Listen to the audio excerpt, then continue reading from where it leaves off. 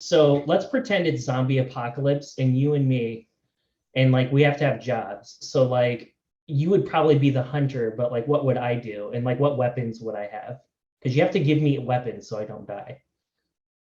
Okay, because it's very versatile. I'm giving you a hatchet because you can cut down Okay. debris, you can defend yourself, and you can use it as a hammer to get through places that you need to do. I would try and send you out on not too far, obviously, because I don't want to lose track of you, but I want to make sure you can see things and like so we can have a better idea of the situation, what we're dealing with. Yeah, word. I think like the one of the important things about Z Apocalypse that a lot of people don't think about is stealth. We got to be quiet. So for you, I have a couple like weapons in mind. I was thinking like ninja stars would be probably pretty dope. Um, we could get some Z's with some ninja stars. And Okay. what about a crossbow? That would be pretty dope. I have actually done archery and I still do it time to time. So I mean, just you could even just give me a regular like longbow and I'm pretty set to go. So, okay, so let's say we're on our own and we survive for a little while. Like you're hunting all the animals that don't have the virus, so like we don't get sick. Mhm. We're surviving. We stumble across like an encampment of sorts, but it's like one of those things like you need to sell yourself to like get in. Okay, we know how we'd sell you, pretty easy, but how would we sell me? Because we're a package deal, we're a team. I don't think Uh, MMA podcast is gonna fucking work in Z Apocalypse. oh my God, this is great. I don't know, man. Like But it's like life or I death. hope they're not cannibals because you'll look more appealing than me. But other than that, like they might make you an ammo dummy. Like they might make you like make all the ammo for them. If not, you know, off you. I don't know. I hope Are you not. giving me the shit jobs, Serena? Are you coming up with No, I'm shit not. jobs? You're saying Oh if my another God. group had took like I'm saying you're making it sound like if another group took like took us over, what our job was. No, I like mean, if we like I don't. found an encampment and like we were tired of Oh, living out on our own and we are trying to like, hey, let oh, us oh, join your oh, oh, oh, encampment. That's what I'm saying, oh, right? oh. Okay, that's So better. it's Now like, I'm like, okay, this is not nearly as dark as my mind went. Thank God. Um, so we God, have skills for you. We need to think about this. what's for you? Well, I I know have. this is my first time seeing you. Mhm. Um, I'm seeing a guitar, so probably a bard. Give us like a plus two defense boost. Captain, Hmm. yo. Definitely support gunner. I could see you being able to like haul an LMG somewhere. So definitely, I would put you. I think they should have you as a support gunner. You're very perceptive. I was in the military for a while, so I do know a little bit about guns. Hey, I got it.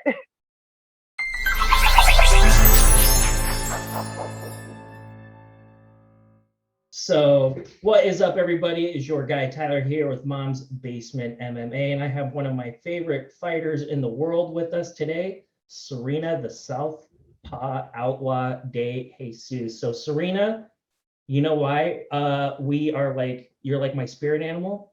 You know why? Why? Because I'm also left-handed. I'm writing with my left hand. I'm left-handed too, Yeah. taking over the world. Gang, So, gang, what can gang, you gang, do? gang. That's right. I have to ask you because as a fellow lefty, I know the struggle. I remember those shitty desks in high school that like they folded over this way, and it's not fucking helpful to people like us.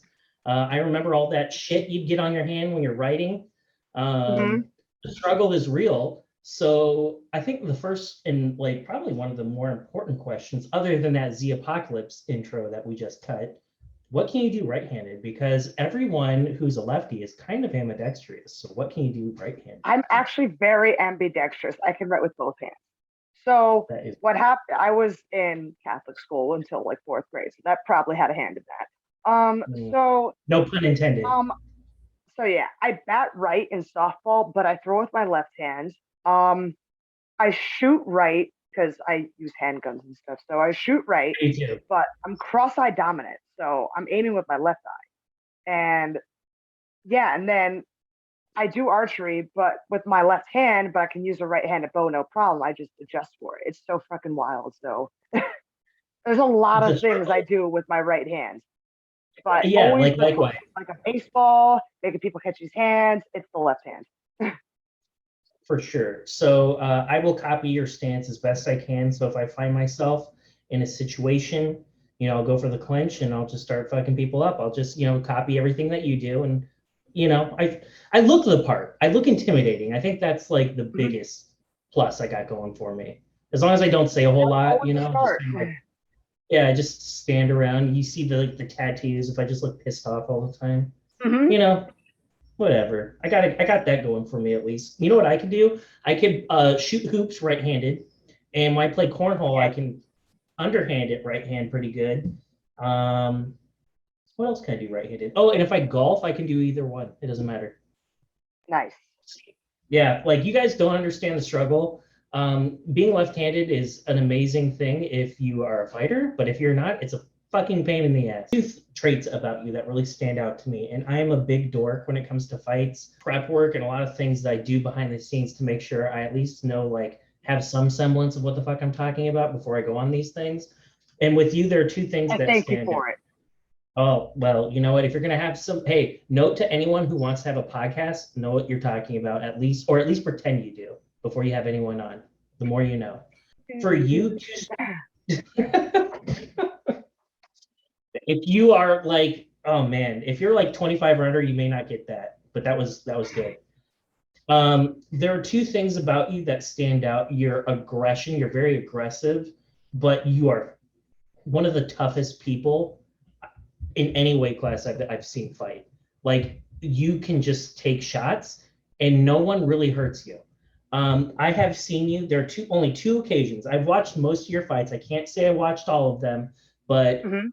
everything I could find on Fight Pass and anything I can find on the interwebs at large, I've seen it. And there are only two instances I can think of where I've seen you get hurt.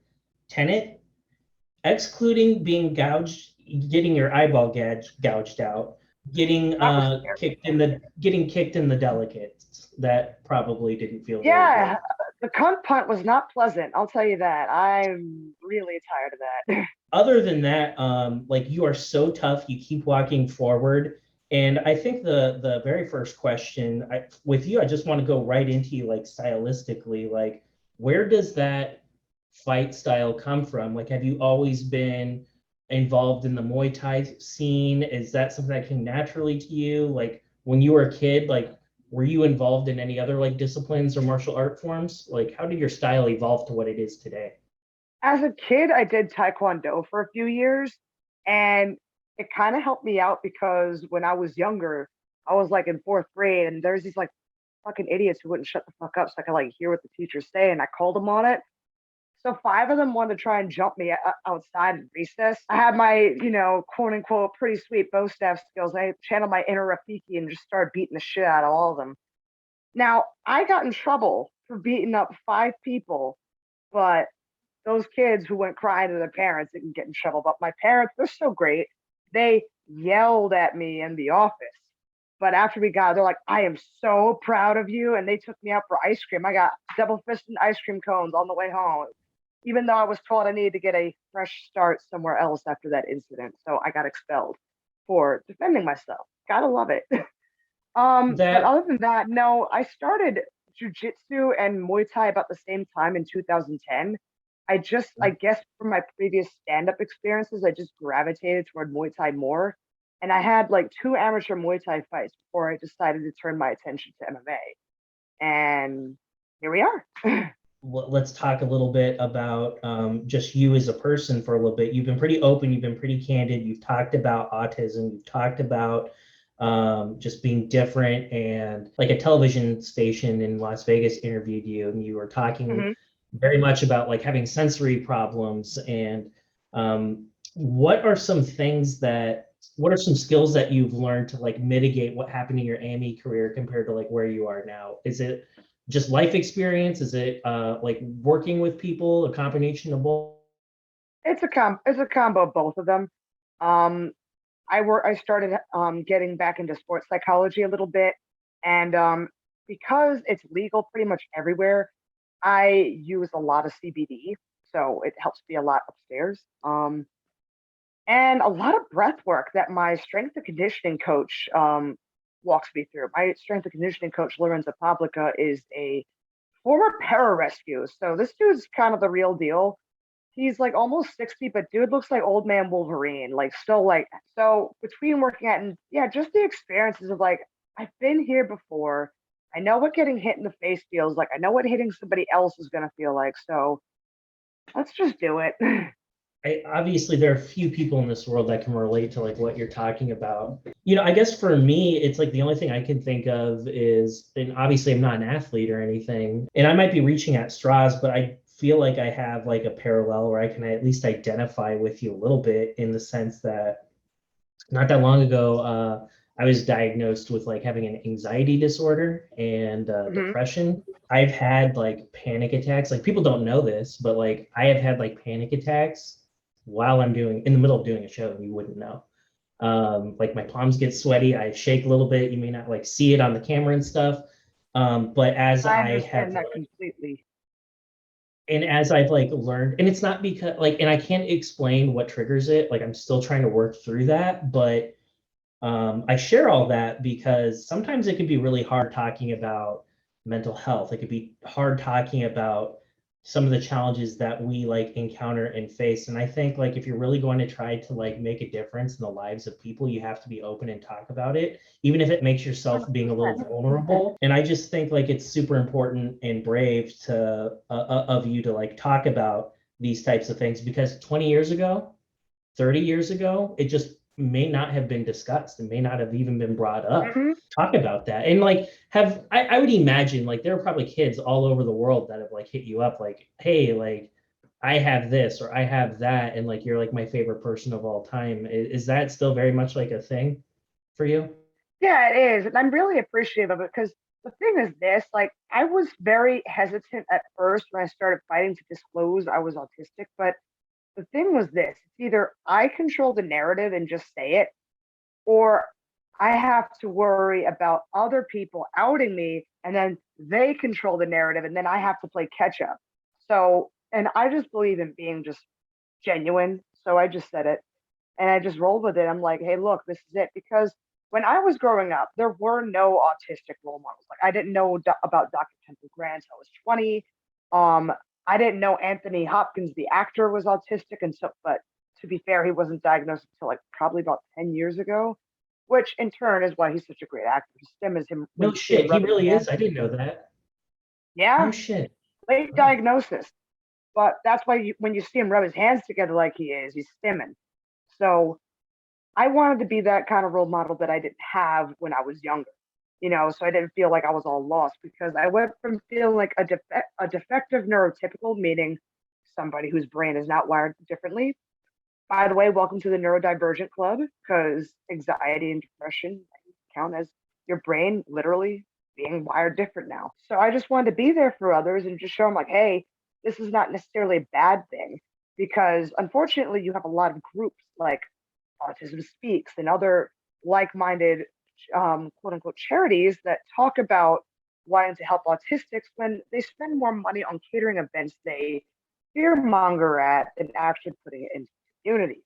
So these are things I talk about because there's a lot of people who mean well for autistic people, but they don't necessarily do all their homework, so they end up putting their money into the hands of people who don't give a shit about us and talk bad about us like we're some sort of curse or whatever. Fun little fact, that whole light up blue you see every April, that was because until fairly recently, people thought girls could not be autistic, only boys could be.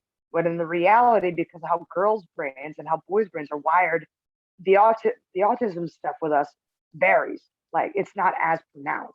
So that's another fun thing. So these are the kind of things I like to talk about. Talking about me on the spectrum, just talking about autism in general. People can be more informed about it, so they don't make any unnecessary decisions that they didn't think about. But in the end, they still are an ally and help us out. Yeah, it's super important, and that is why I wanted to really get one of the only like serious questions that I had non-fighting related because it's just so important. You started your pro career in 2018, and you had one fight against a really tough opponent, by the way. Like I know, like at first glance, some people would look and be like, she's like right now, she's like a 500 fighter. And people may not really think that much about it, but like when you dig down deeper into Kelly Clayton, the gal that you made your pro debut against, she has fought some really tough people, particularly in her amateur career. She's a lot better than what her record indicates. And when I think about you, you had one pro fight in 2018, but like the bulk of what you've been doing has like been it through the throes of this pandemic. And in addition to that, like every single girl you're fighting is a savage. Like you have not had any easy fights at all. Every single one of them are killers. And here we are. We have another fight that's teed up. But before we get into that one, I just really kind of wanted to step back and how has the coronavirus changed how you train? Like, how has it changed your approach to training, or have you had to like do things that seemed odd at first? Now you've been doing it so often, you don't even think about it. So at least in Vegas, the only odd times I went through with the coronavirus was the beginning. So after last year's Invicta fight in the Phoenix series tournament, literally 5 days later, everything shut down. The Las Vegas Strip looked like Thanos just snapped and turned everything to dust. No cars, no tourists, no nothing. It was pretty eerie. All the gyms are closed, so I'm training outside in a park. I have rollout mats, I have puzzle piece mats, so I'm bringing them out everywhere. Um, so me and Roxy are grappling in the park and stuff with some of our teammates. But then I started working more and more with my striking coach, Marvin Eastman, who stepped up on 2.5 weeks' notice to corner me for the Invicta tournament and everything, just out of the goodness of his heart, because he knew me and my family, because he did his classes at Syndicate when he still had them. And so I started working outside with him at the park. I started learning new concepts, but about a month or two later, the gyms started opening up. We had to wear masks and whatnot. So I'm wearing a neck gaiter and doing my best King from Second Impression because I got the leopard jaw on. And we're just sparring that way. So ninja cosplays and sparring, I guess. So pretty fun times. Um, but I think the biggest challenge was when I actually got the Rona and how it affected me and how I underestimated how much recovery time I needed after my infection, because it kind of stuck for me. If you like up for like 3 months afterwards to like breathe better. It really took a hit on how I was breathing, but I was just like, I have to go through it. I have to go through it. And I shouldn't have probably fought while I was still feeling the way I did, but money was tight and I couldn't pass up the offer. So When did you get yeah, coronavirus? literally last year. Jesus Christ. Yeah. And okay, so not that I'm trying to contact trace you because I'm not, but who were you fighting against where you were feeling kind of eh? So I was in fight camp for another fight that ended up falling through anyways. And I Mhm. was getting all like my energy level was awful, like my muscles were sore. I'm thinking I've overtrained. I need to go home. So I go home, but then that same night I wake up like sweating. I'm thinking, okay, it's Las Vegas, it's really hot. I get the thermometer and it's registering 101. Shit. And then top that off, my heart rate variable is at a 2 out of 10. So 10 out of 10 means I'm fantastic. My nervous system's great. I can face the day. So of course, a 2 out of 10 means you're in danger. So I Mhm. got my COVID test, came back positive. I'm hacking my lungs out. Body aches, like it hurt for me to just trudge myself to the bathroom.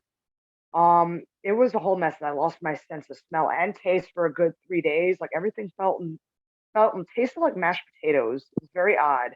And I can only taste like something super spicy, but that's about it. Everything else, it could be sweet. I couldn't taste it. It could have been like something savory. I couldn't taste it.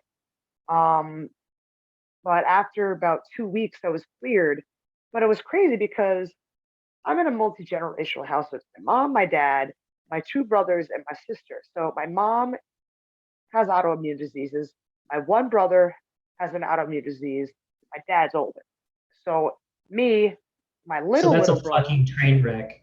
That's a Yeah. train wreck. I'm Yeah. thinking, oh my God, I brought a literal plague upon my house. Oh Because my there's God. people from our gym dropping left and right from Rona too, getting sick. Right. And some of them I directly trained with. And I'm like, fuck. So I'm Oh thinking, oh my. my God, I'm going to get my parents and my immune compromised brother sick. Oh my God. But it So only what'd you got do? me. I stayed in my room.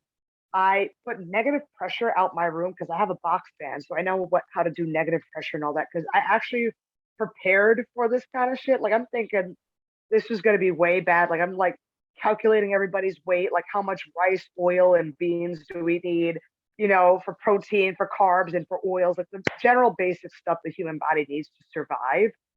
I'm calculating all that in March, people having fist fights for toilet paper in the aisles. I was in South Carolina.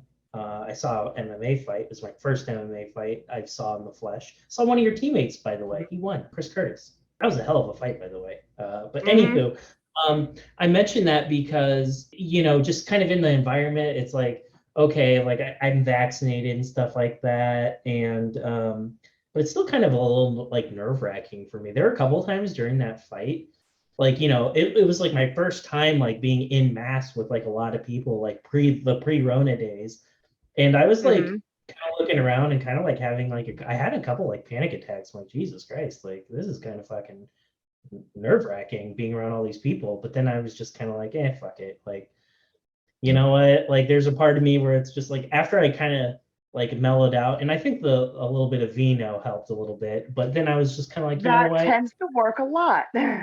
Yeah, but after a glass or two of some Chardonnay, and no one judged me. No one judged me. Fuck you if you don't like wine. You Hey, know look, what? we do it classy and with pinkies up. So you know what? That's Who right, cares? baby. That's right. I mean, look at me. Like I'm sophisticated. All right. Like I will throw that Coors Light right back at you. Don't give me that shit. I wouldn't give that shit to my dog. Sorry, Coors. But hey, if Coors wants to sponsor like my podcast, I'll say I like Coors. But yeah, it was just kind of nerve wracking, and I'm hoping that as things, Delta variant aside, I'm hoping that the worst of this is behind us and like things can quote unquote get back to normal, whatever that looks like. Um, just from a fighting perspective and just hearing stories about fighters from all over the country. And I hate to talk of it like this, so I'm saying this strictly in a fighting sense. Depending on what state you're in, you may have had a bigger advantage compared to somebody in a bigger area like New York or somewhere on the East Coast, Philadelphia, anywhere like that, because there were certain cities that just got completely locked down. And It's if you were like true. training in like Arizona, maybe somewhere, or Wyoming or whatever, like it may not have been that big of a deal. I can't begin to tell you how many fighters have flown from the East Coast or in these places with lockdowns in place to Las Vegas. We even have like what I dubbed the Canadian invasion in our gym because everywhere in Yeah, Canada is like still kind of locked down. Like they're finally starting to slowly open up. But like for the longest time, everything in Canada was shut down. So I haven't seen right. that many Canadians in one place since the War of 1812. So That's a nice reference, by the way. That was like the one of the subjects I was good in, and I was terrible at math as a kid, terrible. me But too. I'm pretty good at Sean O'Malley math, and you are 6-1 as far as I'm concerned. I've seen all your fights. I've seen your fights, and I wanted to talk about a couple of them. The first, in the Phoenix fight, you lost your second match. It was a split decision. I watched the fight. I watched it when it was happening, like on Fight Pass, and then I watched it a couple days ago as I was getting ready for our show today. And my opinion doesn't change. I thought you did enough to win that one, um, and I was kind of like bummed that after the tournament that I don't know, like did you just sign with Invicta just specifically to compete for that tournament, or what was that like? Um, Because you yeah, I'm under a 4 fight contract, so this one coming up is gonna be lucky number 3. okay, So my first fight was against Tanisha Tennant, and that was after a 19-month injury layoff, and I took that fight in like 2.5 weeks notice because I am that bitch. Um, mhm. oh yeah, that was a fun fight. I wouldn't mind going at it again, especially since she runs her goddamn mouth too much, but that's just Then I got called on to the Phoenix series. I was supposed to be originally a reserve bout, but 4 girls had to drop out in order for Invicta to put me in. So my first matchup, because they're literally drawing names out of a box, and Wow. I'm all excited. I'm in the line. I'm thinking, oh boy, whose ass do I have to kick? And then they call Carrie Kennis. I'm like, because I met her when I was getting ready for my Invicta debut. Like, we're having dinner and stuff. Like, we all found the same place to eat. We're chatting it up. She's fighting Lisa Brazosa. I'm fighting Felicia Tennant. We're talking, yeah, we're gonna do grander fights, and we both got that big fat L. And so now I'm like, oh man, I gotta fight my homegirl. The first fight, of course, go through and fight Carrie, and I did not get a single mark on my person. And then Right. I see that Cordado, all she wanted to do was wrestle fuck me. So I just decided to elbow the shit out of her and put my toes in her mouth. So kind of like, don't mess with the Zohan style, like smell it, smell it. And I take it because she kept stepping in. I was getting annoyed with that shit. So she stopped stepping in real hard when she realized my foot could reach her mouth. There was a cool person actually on IG, Jacinta, who actually drew a picture with, like, immortalized that in pencil drawing of me putting my foot in her mouth. It's still just like, yeah, because I'm Send it actually to me. hoping to make them into posters soon, so I can put send some of the profits off to Fighting for Autism, which is the place I'm an ambassador for. She's just trying to hug me, and that's all she was. There was no damage whatsoever. Meanwhile, after the fight, her ear looks like it was like 8 months pregnant, and like, those 2 judges probably need to join me to go get some PRK together on a Groupon deal, because they didn't know what the hell they. And No. everybody in the crowd knew they didn't know what they were saying, because there was not even a single takedown. In fact, I made her suffer every time she tried to take me out. I was pushing her around, but I don't think Guardado wanted to take that second shot to fight me, because I was calling for a 3-round rematch in Invicta. But she ran away to, not only did she go to a different promotion, she went up to 155. Talk about really trying to avoid a Wow. situation, huh? Yeah. So having watched that, if I recall, like I don't have an encyclopedic memory, but I will say this I'm closing my eyes because I'm thinking really hard, but I remember there was like a point in that fight. I can't recall if it was like in the first, and well, obviously it was in the first. I don't know why I said that. That's stupid. Um, Okay. it was relatively early on in the bout, or she wanted to bully you, and you close the distance with her, and then you do what you do best, like you started throwing the knees on her and you started smashing her up with your elbow. And there was a point in the fight where like you tagged her. It may have been shortly thereafter with like a roundhouse kick, like right Hmm. to her side. She And did the stanky leg for a second. she had like a look on her face like you hurt her. And like fighters are really good at pretending they're not hurt by and large. So when you see that, especially at your level, you don't really like, it's not often you see that, is what I'm trying to say. Like Hmm. fighters are so good at no, I'm not hurt. And then like, later on, at the end of a fight, like you start seeing people limp around and like, but yeah, the point Yeah. is like you hurt her and like she backed away, and I thought you Hmm. did enough. Clearly, like Oh, I know. I I knew I did enough. I mean, even at the end of the round, you see me walk. She's on her heels. I'm marching forward, trying to catch her in the fucking mouth again with my foot, and I landed more strikes than she did. I even had more cage control than she did, because I reversed a lot of the position and started pushing her against the fence to elbow her and do what I do. My takedown defense is, I would like to think, is really good, given that I train with Roxanne Modafferi on a daily basis. And all she tries to do is like, for the majority of the time, is take me down. But like I said, this is not the first time just Kansas State athletic judges have made really shitty calls. So a part of me is unfortunately not surprised by this, but because of this kind of not so great judging at times, it's costing athletes. It cost me my rematch I wanted with Tennant. It cost me additional money. I mean, let's look at the judges in, like, say, I forget which state the Macy Barber and Miranda Maverick fight took oh place, geez. but this is the Yeah. kind of stuff I'm talking about. We have judges who are not qualified in MMA judging MMA, and it's not making anything easier. So this is why it's the stupidest thing to ever hear. Well, you shouldn't have left it in the hands of the judges. I'm like, all right, genius. Tell everybody in the NBA, every player, they have to do a slam dunk right the fuck now. Tell every MLB player right now they have to hit a home run every single play. Every pitch has to hit a no hitter. It's because they don't have finishes don't happen often, or these exciting moments in sports don't happen often, is why they are exciting. Everybody's going for the same damn goal, but it's hard to do so. You're going to have an opposing force trying to stop you. So when you get that nice finish, when you get that home run, when you get that touchdown, that slam dunk, that's why it's exciting, because despite the odds, despite everybody trying their hardest to shut you down, and especially at your level, like it's all the more rare, right? So like what I mean by that is like when you up the skill game, like for example, when Invicta, like there are some savages in Invicta. There truly are. And I'm such a fan of Invicta. I think it's a great promotion. It's very it's just very entertaining, and more people should watch Invicta. It's dope.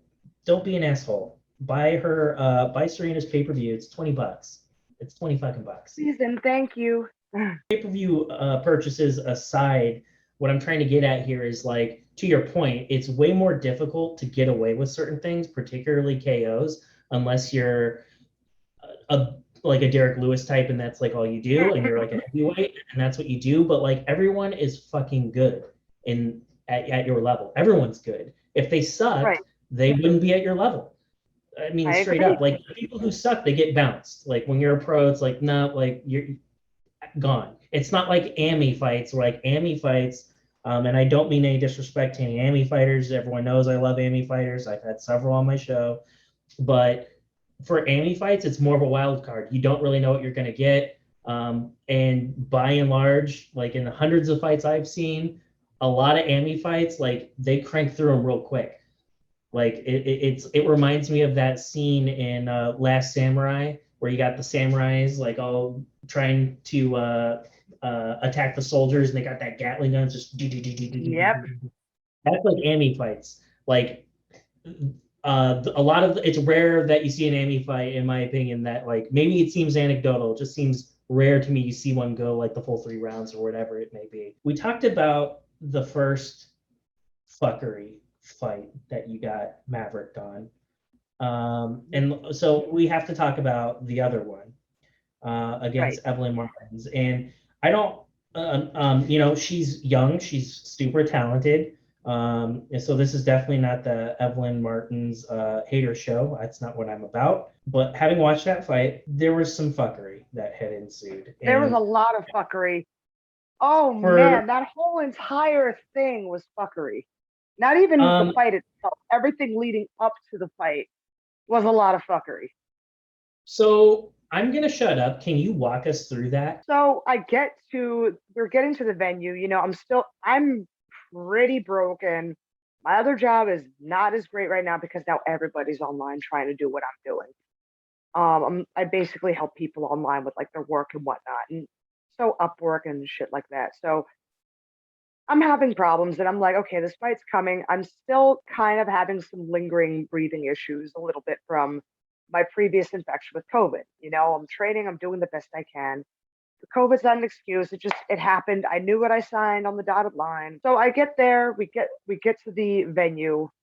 But I'm just plain exhausted. I can feel like, I'm not feeling the best I was, and I'm getting there.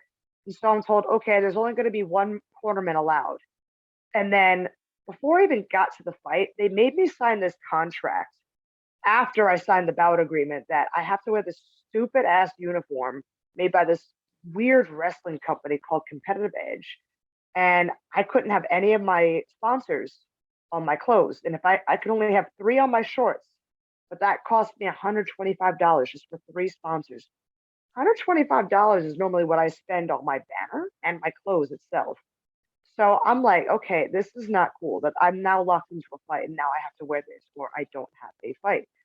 So I'm like, all right, fine, fuck it, whatever. We get there. So they pick us up. We get to the hotel, and I had to cut weight immediately because they didn't do what Invicta does, which I'm really grateful for, is they get the athletes there like 2 days beforehand to do media and to make sure all the adjusted and everything. So bless you, Invicta, for doing that. So I'm in the sauna, I'm doing everything. So everything's super rushed. I don't have everything I need. And then they're saying, oh, there's not going to be any crowds in the fight.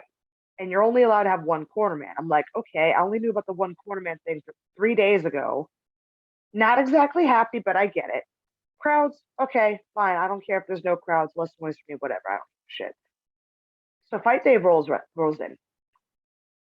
Crowds there. I'm like, wait, what? And then they're reversing their stance, saying I can have Roxy as my second. And I'm like thinking, oh, thank God. I like Roxy because, she has a very distinct voice that I can hear, and she's very good with grappling advice for me.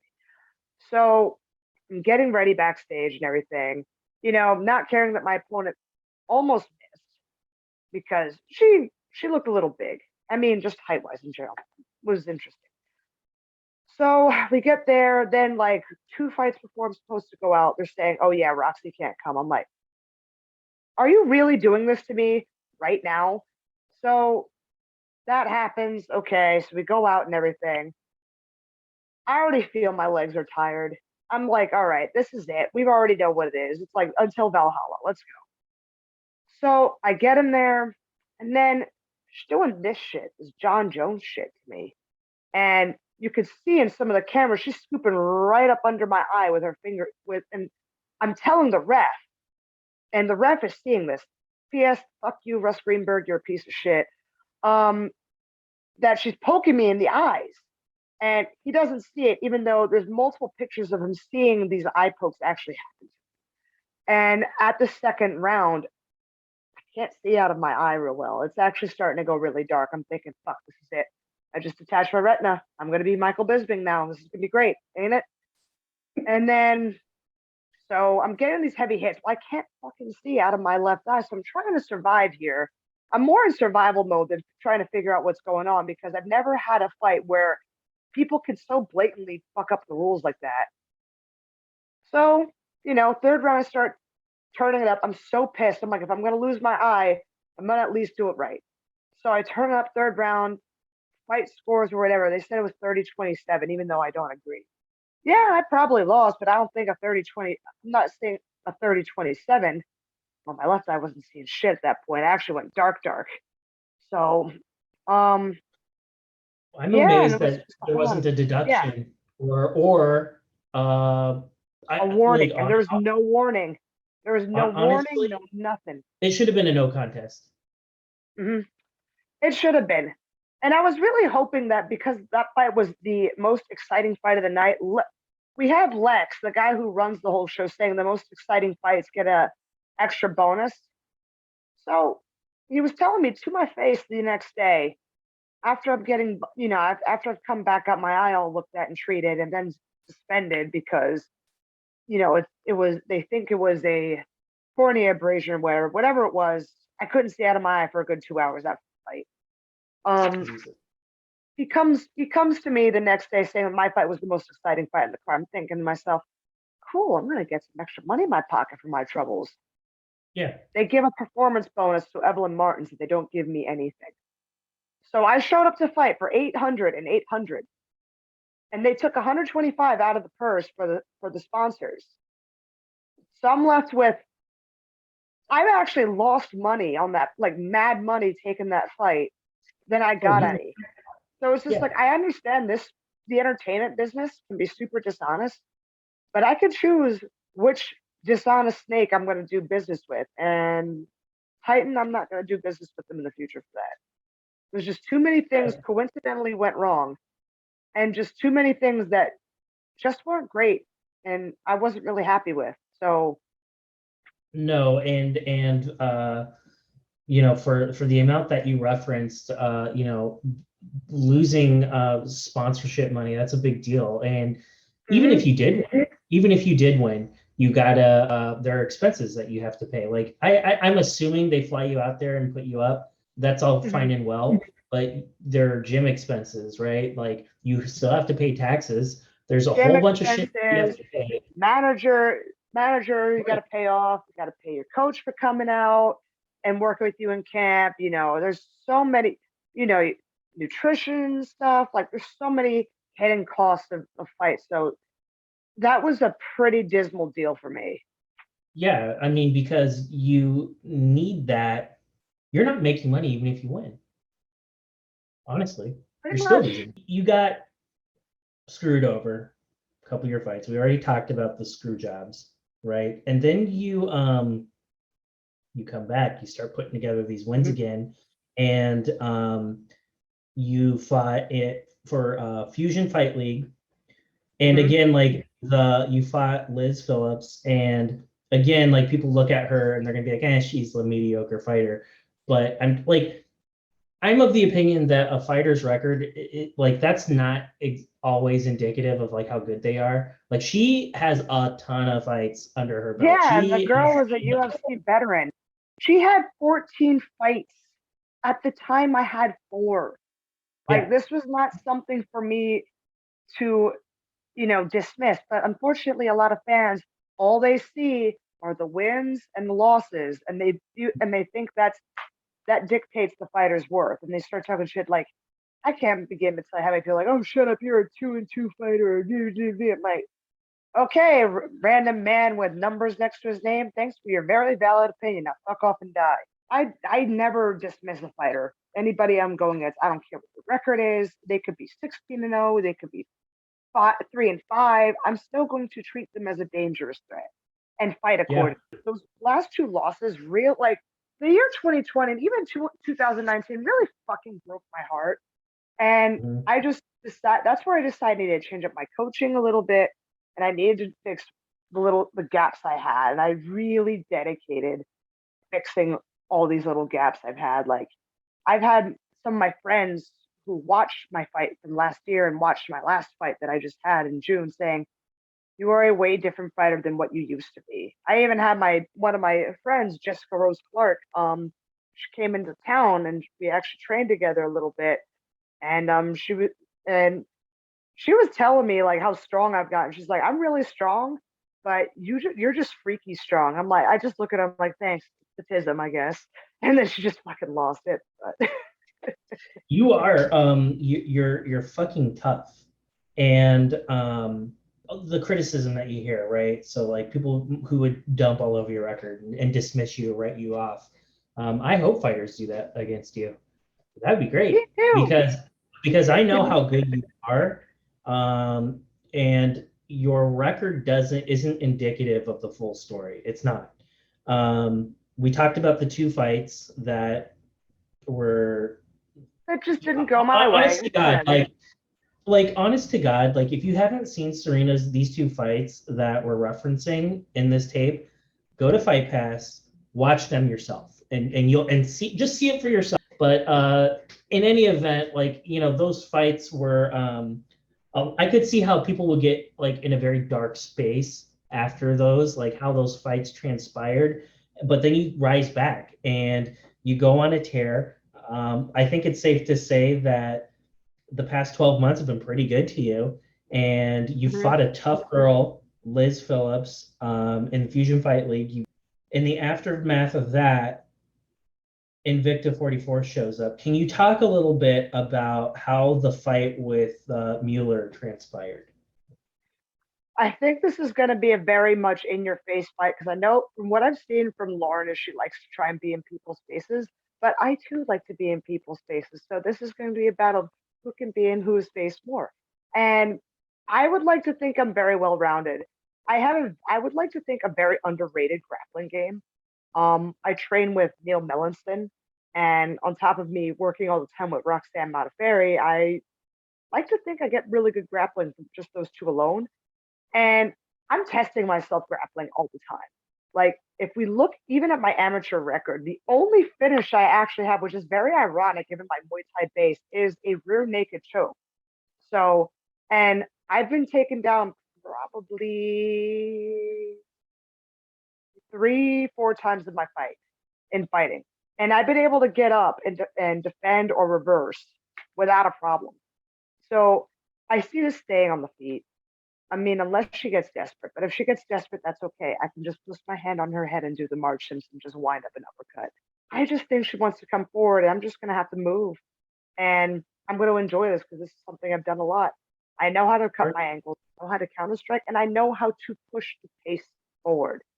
So whatever she gives me, I'll just give it to her right back twofold, if not more. I think Lauren is very talented. Lauren Mueller is coming into this fight. She's dropped 3 in a row. She's on a 3-fight skid. She was in the UFC. It didn't really work out for her. And now she's in Invicta. She was supposed to fight Monica Franco, and she had to drop because of medical issues. Are you surprised that you were offered this fight to like step up for Franco? Like, are you surprised that Lauren like was like, yeah, I'll fight her? I'm surprised, and I'm kind of grateful that Invicta finally got me back in the mix of things. It's been over a year. I've kind of missed them a little bit. Yeah. But am I surprised they offered me Lauren Mueller? No, I'm not surprised because the last 2 fights, I've had people who've had records that have more fights on them than I have. When I fought in January, I fought against Christina Ricker, who is a Invicta veteran herself. Mhm. She had 7 fights, and at the time, I had 3. And everyone's like, "Oh, are you worried she has more fights?" I'm like, "Fuck no! I don't give a shit. She's trying to take my head off, and I want to take hers off. Cool." And Right. then, of course, Liz Phillips, first UFC veteran I ever fought. UFC veteran, 14 fights. And everyone's like, "Oh, are you worried about her?" I'm like, I spar with dudes and I fight and I train with UFC, active UFC people all. Now we got Lauren Mueller, who is 5-3. Yeah, she's dropped 3 straight, but this might make her hungrier and try to think she can come my face a little bit more, but I don't recommend it. But she can do her, and I'll do. I am surprised this fight's happening, and I'll tell you why. Because, and again, this is nothing. This is not. I'm trying to be really nice and respectful to Lauren Mueller. She's lost 3 in a row, and you're a tough fucking fight to try to break a 3-fight skid on. I'm certainly not trying to throw shade at Monica Franco either. But like looking at her, like yes, she is like 2-0 or something like that, and she has a lot of fights under her belt, but like she isn't really, I think it's safe to say she's not the most active fighter. I think Lauren might have saw what I got. It might have been like, oh, this might be a safe fight. She's 3-2 versus me as 5-3, but she just might have made a mistake. But we're gonna have a fun fight and figure that out now, won't we? I want bloodshed. I want a knockout. I want to see you I knock do somebody too, the fuck but out. I also like cutting people open and smiling because you know what? Roxy smiles because she gets to fight. I smile because I get to hurt people. There's a difference Yeah, between us. She's the right. Jedi of the things. I'm more of that Sith Lord. I just want to kill things. I I just need a little smile. I don't know. I think if I were a fighter, I think I'd be like, I think I would gravitate more toward the violence side and want to see blood and shit, you know? Well, I don't you can be the best friend, but they don't have to make sense because Roxanne, it's so funny. She loves Mortal Kombat, but she has to look really. away during all the fatality scenes. I'm like, What? what do you think this game is? Oh, Like I Roxy, said, come on. you can have best friends, but they won't always make sense. But that's okay. You still care for them anyways. But and I will say this, so like people look at, I'm sure, like, you tell people like, oh yeah, I'm a mixed martial artist. I'm a professional mixed martial artist. And like, there's like I understand mixed martial arts is like way more mainstream compared to what it was like when you first started out as an Oh my amateur. It was God, yeah. way more edgy back then. But just like sleeve tattoos like mine, it's like, it's not as edgy as it used to be. Hmm. But there still is that stigma. And I'm sure there are people that who don't know you, who don't watch fighting, they're just like, Jesus Christ, like, what the fuck are you doing? I'm sure you get that. I'm sure you still get that. But for me, Oh, as just 100%. being a fan, I get that. They're like, you like mixed martial arts is like your favorite like sport to watch. I'm like, yeah. And they're like, well, why? And I'm like, because number one, anything can happen.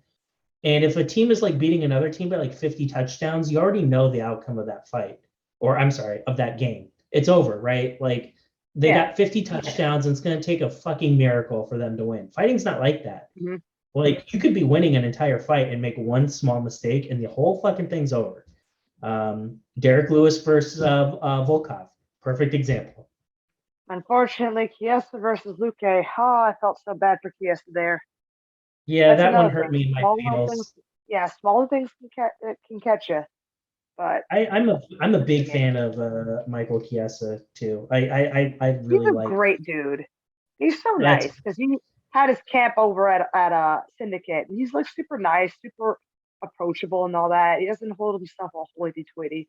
But that's the other thing about fighters is like everybody sees us in the cage, but they don't necessarily see us in outside the fight. Like outside the fight, I'm teaching 5 to 8 year olds jujitsu. So it's like for right. me, it's like watching puppies play fight. It's like, oh, how cute they're trying to kill each other. It's so cute. Like I'm doing that. I'm like Barney the Right. dinosaur to these kids. So I've actually had some come watch my fight, and at the end of it, they're looking at me like, because it's like seeing the difference between Barney the dinosaur and the T-Rex from Jurassic Park on the loose. Yeah. Yeah. So kids Absolutely. never knew I was capable. Like they've heard me talking about, they've seen Coach Roxanne fight, but then they see what I do and they're like, oh my God. Yeah. Yeah. There's like violence irradiates from you. I mean, I love Godzilla and anime and video games. Like I'm all up in that nerd shit. And for the Yeah. most part, I try to keep that, keep the fact that I fight kind of on the DL because I don't want people going like, "Hey, you're a fighter, fight me, you tough bitch." I don't want to have problems. But if we got that person going like, "I could beat everybody in this bar," it's like, "How's Can way?" you know? Can you know? Yeah, absolutely. I wanted to back to the Mueller fight. One question I had for you is because I genuinely don't know. What are you fighting at? Is it catch weight 25, 35? Like what's going Oh, on with it's that? 35. You won't catch my Okay. ass at plywood. I look like a dehydrated SpongeBob SquarePants. Like, I'm ready. Have So you is seen she the size difference between me and Roxanne? Anyways, it's like it's a hefty difference. you are yeah, like well that's like one of the things I see about you. Like you're 5'8", I think, 5'8", 5'9", something like Mhm. that. 5'8". Like you're yeah, like you're like a lot of women are not 5'8". They are. Yay, I'm tall and awkward. No, stop playing. I mean and I don't know. It's just like I think like you are I think you have like a size advantage over a lot of the women that you do fight. And I understand like you're at 35. Except Tanisha Tennant. She had a 72-inch reach. I'm like, this motherfucker's gonna walk in the cage like mugshot from Sly Cooper, just walking on her Yours arms is and shit. yours is 70 though. No, it's 69 and a half. They had to Okay, add that well half part. I'll take it though. well I mean compared to like most people that you fight though, like you're taller than them and like you have a reach advantage. And Yeah, what's even scarier there's only one person in the history of ever who has a longer reach than me, and they're actually in a lower division. Gioni Kim, Fire Fist, who's supposed to fight Molly McCann. She's super skinny and everything, but that girl has a 72-inch reach, and she's a flyweight fighter. I'm like, holy how shit. slay? That's And like that girl can, Dalcine from Street Fighter type yeah, shit right like, there. and Yeah. that girl can hit, man. Like, I ain't ever been hit by another flyweight like she has. So she lives up to her name, Fire Fist, very much so. But she was also South Korean boxing champion. So surprise, surprise. So Oh, okay. I That want my makes sense. strength So to it be is going to be equivalent. at 35. And Lauren, she typically fights at 25, right? She Like, fought my teammate in pros, like in the beginning of her pro career at bantamweight. She fought my homie Hannah Fitzpatrick way back okay, when and won. So yeah, I'm also gonna be going to that fight trying to take her fucking head off for Hannah's sake. sure. Yeah, you gotta, you gotta get a little I will street avenge justice. her. Yeah, street justice, right? Um, Before I let you go, I had one question for you, Okay. and it was, nope, I asked you that again. Beauty of editing. Oh, so after you win at the end of this month, she's a very, and I'm not trying to like talk shit about Lauren. I think she's very gifted, but and I'm not just saying this because you're on my show. I think you have a lot of tools and a lot more than she does. I would not have taken this fight against you, especially if I'm trying to get like a quote unquote tune up fight. I want to build up my fighter's confidence, especially after being on a 3-fight skid. If I were her team and like if Invicta came back to me after the initial opponent dropped and they say, we got Serena, I'd be like, nope, we're not fucking taking that. Try again, draw again. We're not taking her. So, hey, props to her. I think she's got balls of steel for fighting you, especially I on a like short. that. Yeah, like she's. I don't want to fight no mediocre chicks. I want the real deal. So, and as you see by my record, all I've fought is the real deals. You certainly have to, like, when you're doing research on fighters, like dig deeper. Don't look at the record off and take it at face value. Dig deeper. Find out what happened. Find out the circumstances of the fight and crosswalk that. Look at who the fighter you're researching. Look at who they fought, and then look at who they fought. Exactly. And spend the time doing that, and you'll come across as not being as big of a douche. So, but hey, I mean, look at me. Everyone's gonna see this and be like, "Oh, that guy's a freaking fat douche," and I accept that. Again, you have been in a lot of different promotions. Titan, you were in the Valor Fighting Challenge, Invicta. So, like, having like in the short amount of time you've been a pro, having that wide array of exposure, like, is there a place you want to be like long term, or are you happy bouncing around? Like, where do you want to be long term? I'm happy bouncing around for now. All I want is whoever gives me the good opponent and whoever gives me the top dollar for it. So, Sure. Willing to pay me and give me a great opponent and take care of me, then I'm all yours. And that's how it should be. But the long term is I really want to see how far I can take this. How will I go? We'll see if I go to the UFC. We'll see if Bellator. I know I definitely want to go to Risen at some point. So when everything opens back up, oh my God, it would be such a dream to go to like fight in the Saitama Super Arena. That is wonderful. And I will hashtag Risen on this when we go ahead and put it out there. Serena, like, you are an amazing person. First and foremost, as a fan of you, I really appreciate your time. And were there any shout outs at Syndicate, or do you have any cool shit that people can buy that we need to know about before I let you go? I'm getting fight shirts redone in the works. I'm actually working with my homie Rory from Redhead Media on that, and also my management team, Prime Elite Management, we're working on that as well. But for my sponsors, please look at this dope ass banner. So as you can see, I would like to thank BizBay, Echo and Rig, My Consumer IT, MMA Twitter as a whole. I like to thank because they're pretty dope. I'd like to thank my the Culver Family Trust. There's a lot of people, and also CF Warrior, because I have a friend who has cystic fibrosis, and he can't be an MMA fighter because of all that, but like, he does his part. He's very supportive of me and other athletes, and he's just a cool dude. He kind of shows that, hey, I may have something that makes my life a living hell, but I'm going to try the best to make my life as good as I can, one step at a time. And I really enjoy that kind of thought process, because that's something in a way I try to embody as well. Like, I may have some cards stacked against me, or I may have some really off things going on, but I make the best of it. Serena, you are amazing, and I can't wait to watch your fight. And thank you for being on our show. It was an honor having you, and let's do it again soon.